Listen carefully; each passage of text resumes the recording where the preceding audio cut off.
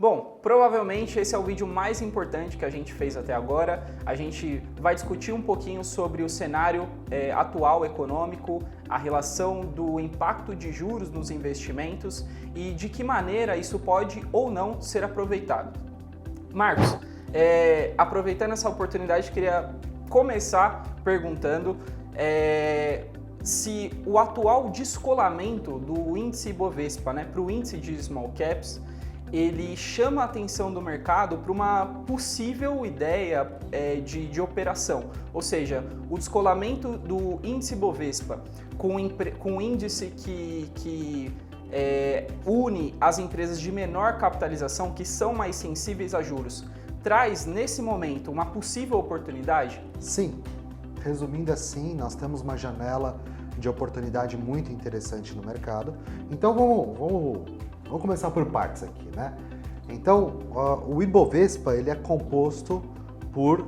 um índice composto por diversas ações negociadas na bolsa, tá?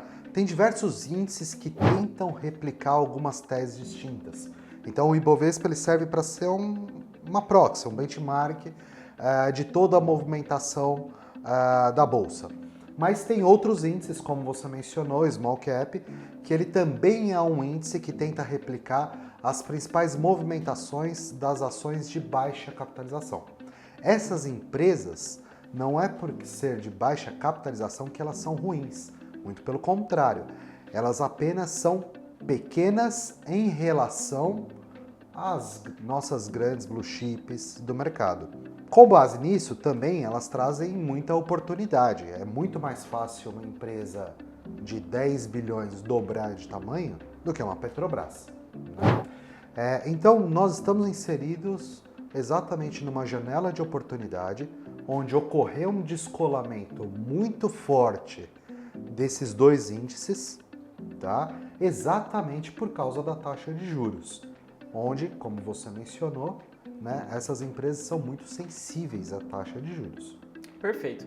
E dando continuidade, eu gostaria aqui de entrar nesse assunto perguntando se existe uma diferença, existe uma vantagem quando a gente compara operações direcionais com operações não direcionais, como é o caso do long short. Se existe essa vantagem ou existem mais vantagens, quais seriam e quais seriam as desvantagens desse tipo de operação também? Tá legal. Vamos também separar essa questão, né, João? Você trouxe aí uma estratégia de investimento que a gente utiliza bastante na S6, que é o long short. Tá? O long short ele é um instrumento, uma estratégia, como você falou, não direcional, tá, pessoal?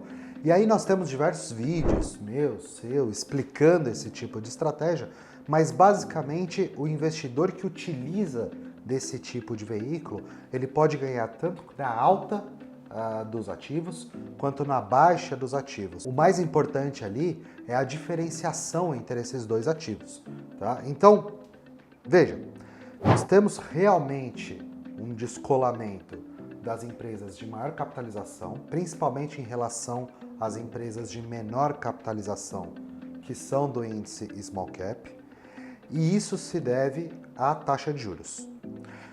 No momento em que nós temos uma janela de oportunidade onde a taxa de juros pode ceder, nós temos um potencial de fechamento dessa diferença, tá? Nós podemos capturar isso de várias maneiras. Eu acredito que a estratégia que você trouxe aqui é a estratégia mais conservadora para se capturar esse movimento. Existem diversas estratégias, mas essa realmente atende a diversos perfis de investidores. Perfeito. E quais são os principais gatilhos que podem originar essa operação? Quer dizer, para o pessoal que está assistindo e está pensando, legal, existe um tipo de operação que eu não fico refém de um mercado direcional, ou seja, eu não dependo de um mercado apenas subindo para que eu tenha ganhos nesse formato de operação, mas como identificar, como aproveitar determinadas janelas como essa que a gente está falando para capturar possíveis ganhos, né, para ter a possibilidade de capturar possíveis ganhos na bolsa. Legal. A primeira coisa é ser nosso cliente. Vem aqui para a S6 que a gente te indica esses momentos.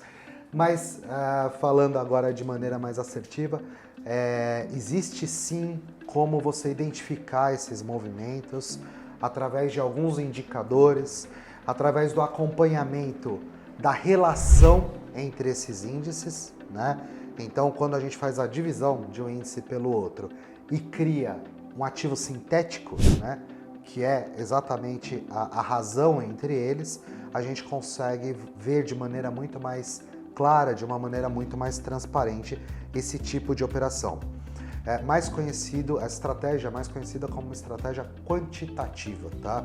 Então não estamos falando de análise fundamentalista, não estamos falando de análise técnica, e sim principalmente o envolvimento muito mais aqui da estatística e de indicadores que nos levam a crer que é uma janela extremamente interessante para se aproveitar com baixo risco-retorno, né? Não é que não possa gerar perda, isso tem que ser muito claro em renda variável. Toda estratégia pode sim gerar um resultado adverso. Porém, o que a gente faz aqui é exatamente buscar a melhor relação risco-retorno e trabalhar com gestão de risco. Perfeito. Bom, eu gostaria de agradecer mais uma vez pela oportunidade desse bate-papo e com certeza, se você ficou com algum tipo de dúvida, entre em contato com o nosso time de especialistas. Até a próxima.